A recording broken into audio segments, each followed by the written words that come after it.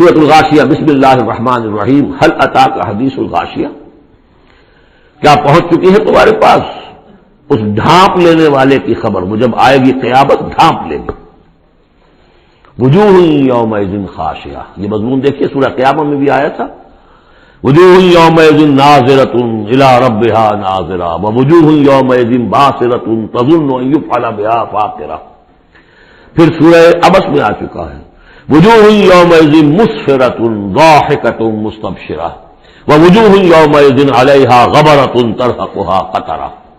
یہاں دیکھیے وجوہ یومئذ خاشعہ، بہت سے چہرے اس دن ہوں گے ذلیل ہوئے دبے ہوئے جھکے ہوئے. عاملۃ ناصبہ، ایسے کہ جیسے بڑی کوئی مشقت جھیلی ہے، اس کا تکان کے اثرات ہے، ایگزاسٹڈ ہے. تصلیٰ نارا حامیہ، وہ داخل ہوں گے ایک تپتی ہوئی آگ میں، دہتی ہوئی آگ میں. تسقیٰ من عین آنیہ، انہیں پلایا جائے گا وہ پانی کے جو کھولتا ہوا ہوگا، ایک ایسا چشمہ جس کا پانی کھولتا ہوا ہوگا. لیس لہم طعام الا من ضریع، نہیں ہوگا ان کے لیے کھانے کے لیے غذا مگر جھاڑ کانٹوں والی جھاڑیاں، یا وہ زقوم جس کا ذکر پہلے ہو چکا ہے. لا یسمن ولا یغنی من جوع، نہ تو وہ موٹا کرے اور نہ وہ بھوک ہی کو مٹائے. یعنی یہ کہ کھانے کے دو ہی فائدے ہوتے ہیں، آپ کے جسم کو تقویت حاصل ہو، یا یہ کہ کم سے کم بھوک کا احساس تو ختم ہو جائے. ان دونوں میں سے کوئی شے نہیں ہوگی. اب اس کے برعکس وجوہ یومئذ ناعمہ، بہت سے چہرے ہوں گے اس روز تر و تازہ، جیسے کہ ناز و نام میں پلے ہوئے لوگ ہوتے ہیں ان کے چہرے. لسعیھا راضیہ، وہ اپنی سعی اور جو بھی انہوں نے دنیا میں محنت کی تھی اور اس کے جو بھی انہوں نے مشقت کی تھی، سار و قربانی کا معاملہ کیا تھا، اس کا جو نتیجہ ان کے سامنے آئے گا اس سے راضی ہوں گے. لسعیھا، یہ انہی کی کوشش تھی، محنت تھی، لیکن آج اللہ نے قبول فرما لی. اولئک کان سعیھم مشکورا، وہ لوگ ہوں گے کہ جن کی سعی جو ہے اللہ تعالیٰ کے یہاں مقبول ہو جائے گی تو وہ راضی ہوں گے. فی جنت عالیہ، ایک باغ میں جو بہت بلند ہوگا، اونچا. لا تسمع فیہا لاغیہ، اس میں وہ کوئی لغو بات بھی نہیں سنیں گے. کوئی لغو بات سننے سے بھی انسان کو کوفت ہوتی ہے، تو اور کو کوئی بات کیا جھوٹ سننا یا کوئی الزام، یہ تو اس کا سوال نہیں، لغو بات بھی نہیں سنیں گے. فیہا عین جاریہ، اس میں ایک چشمہ ہے جاری، چلتا ہوا بہتا ہوا. فیہا سرر مرفوعہ، اس میں اونچے تخت ہیں رفیع. واکواب موضوعہ، اور آب خورے ہیں، کپس ہیں، جام ہیں کہ جو رکھے ہوئے بڑے حساب سے، بڑی عمدگی سے چنے ہوئے. وہ نمارق و مصفوفہ، قالین ہیں جو صف کے اندر بچھائے ہوئے ساتھ کے ساتھ لگا کر. وہ ذرابی مبسوسہ، مخمل کے نہالچے ہیں جو ہر جگہ جگہ پھیلے ہوئے ہیں، تھوڑی دیر کے لیے ادھر جا کے بیٹھنا ہے تو وہاں بھی ہے. افلا ينظرون الى الابل كيف خلقت، یہ وہ آیات ہے قرآن کی کہ جس میں جو علامہ اقبال نے کہا ہے کہ آبزرویشن، دیکھو اور پھر نتیجے نکالو. یہ جو کلچر ہے یہ قرآن نے پیدا کیا ہے.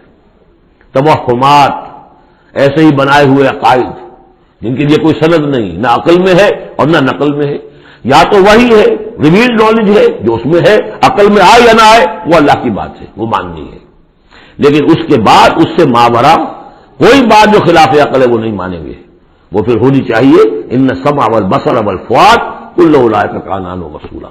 پھر اس سے اب دیکھو افلا ينظرون الى الابل كيف خلقت، تو کیا یہ غور نہیں کرتے، دیکھتے نہیں ہیں کہ اونٹوں کو کیسے بنایا گیا ہے، ان کے جسم کی کتنی ہم آہنگی ہے ان کے ماحول کے ساتھ.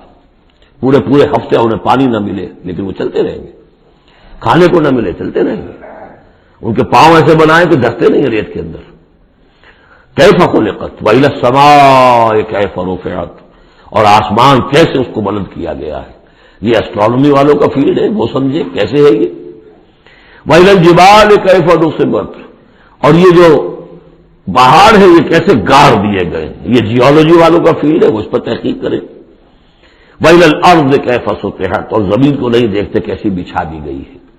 ویسے اس کا ایک خاص وہ سمجھ لیجئے پس منظر بھی ہے کہ کن چیزوں کی طرف، ہر کائنات کی ہر سے اللہ کی نشانی ہے.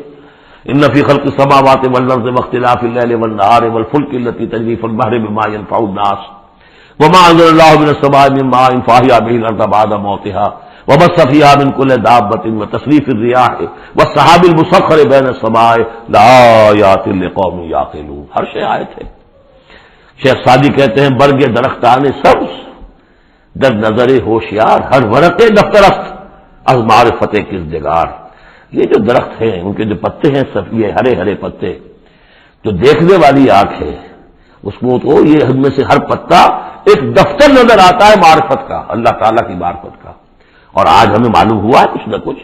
آج سے پہلے لوگوں کو معلوم نہیں تھا کہ ہر پتے میں ایک فیکٹری ہے، فوٹو سنتھیسس کی فیکٹری ہے، کہ جو یہ سولر انرجی ہے اسے وہ جذب کر رہی ہے اور اس کو جو ہے کنورٹ کر رہی ہے. وہی انرجی ہے جو لکڑی کے اندر سٹور ہو رہی ہے، پھر آپ لکڑی جلا کر نکال لیتے، یہ آگ کہاں سے آ گئی؟